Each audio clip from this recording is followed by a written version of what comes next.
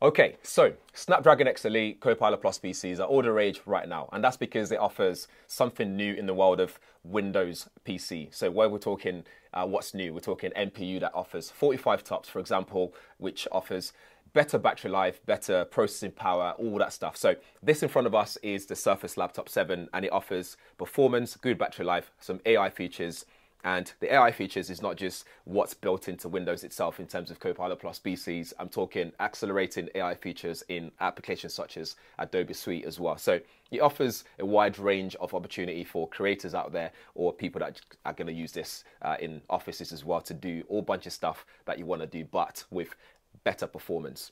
Let's talk about the design of this laptop first, though, before we get into it. So the design itself is very understated, very minimal, but very sleek as well. I love the way that it just looks very stealth. I love the Windows logo on the front, nicely. It's just minimal in terms of what they've done there. It looks really good, very Apple-esque in so many ways. It's nice and sleek. It's nice and slim as well. We have plenty of ports available. Well, I say plenty, the useful ones. So the left side, we have two USB-C ports, a USB-A port, a 3.5mm headphone jack, and then on the right side, we have the proprietary Microsoft charger here, which is probably much better for charging faster, and a micro SD card slot. So with this is the 15-inch version, which offers that Snapdragon X Elite processor at 12 core. You can also opt for the smaller version of this, which is around 13 inch or so, which gives you option to spec it with two different types of processing power available as well. You can also get up to 32 gigabytes of LPDDR5X RAM with this one. I'd probably go for that one. And this costs just over £2,000 if you're going to be getting this particular spec. But I think overall in terms of design though, it's got a nice weight to it. It's well balanced to the extent where you can actually lift the lid up with one finger and it doesn't lift the bottom half of the laptop itself. Let's talk about the keyboard. It's got a nice travel to it, nice and easy to type on. It's backlit as well. The trackpad area is very precise. It's got haptic feedback, which is kind of satisfying to tap on every time you use it. We have a 1080p webcam on here, which also that area, that bar at the top has sensors there as well. Altogether supports Windows Hello for logging in. So that's really good. Something that we're used to on Surface laptops, to be honest. And then you get this near bezel-less display as well. Its touchscreen gives you 201 ppi. It's it supports HDR as well. And it's got a glossy sort of finish into it, which might be annoying when it comes to reflection in bright sunlight situations. This will give you really good color accuracy as well. We're talking about 99% DCI-P3 rating, which isn't too shabby at all. That's pretty good. It's 3:2 aspect ratio and it's finished in Corning Gorilla Glass 5, so that's good for durability. And then more on the processing power here, we have a 65-watt charger that comes in the box with this. It's meant to offer you up to 22 hours of battery life, but I was getting around 18 hours. So I'm talking 22 hours of local video playback. So 18 hours for me when I put it through the test. And it also said up to 15 hours of web usage as well. So like I said at the start, it has Snapdragon X Elite 12 core, Qualcomm Hexagon with 45 TOPS NPU, and it has Qualcomm Adreno GPU in there as well, and up to 32 gigabytes of LPDDR5X RAM.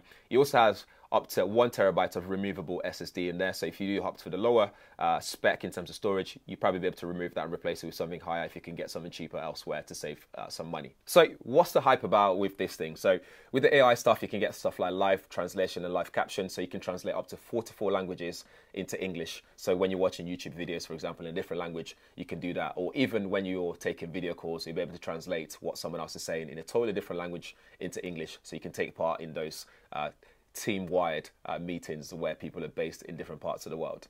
You also have stuff like Windows Recall, which is not available yet. It's coming soon. I don't know when that's going to be available, but that should be fun to use as well in terms of remembering where you left off and be able to recall history and stuff like that on your laptop. I've seen demos and it looks pretty cool. So hopefully we get that very soon. Then you have Windows Studio Effect, which it's okay. It's not anything amazing in my opinion, but it allows you to change your outlook when it comes to video calls. So you're able to have a cartoon look of yourself, for example, or you can have a blurry background, change the effects and all that kind of stuff. It's okay. It's not something that I worry about when I take video calls, to be honest. So, but it's there if you need to do it.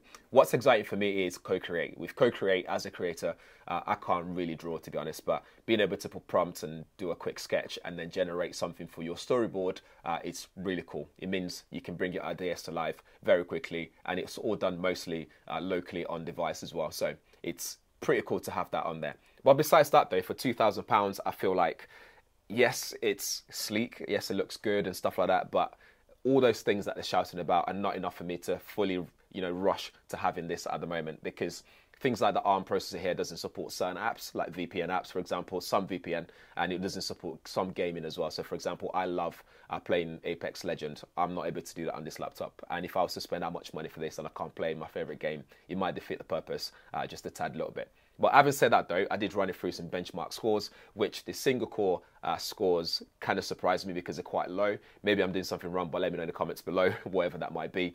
I've run it through Cinebench and also Geekbench, and I wasn't able to get those scores any higher than what was being produced. Multi-core, though, was decent, so that's not a problem at all. I think that's okay. It just makes you be able to multitask and do various things on here with no issues at all.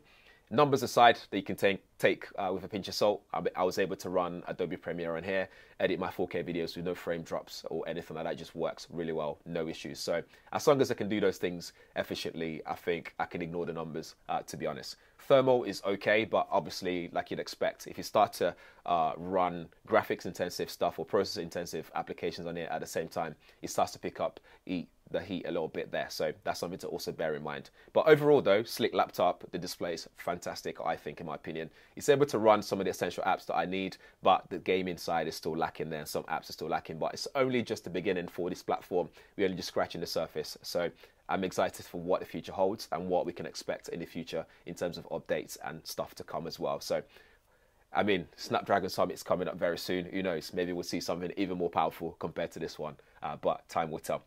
Over to you. Let me know what you think. If you have any questions, drop them in the comments below. I'll do my best to answer you. And thanks for watching. See you in the next one.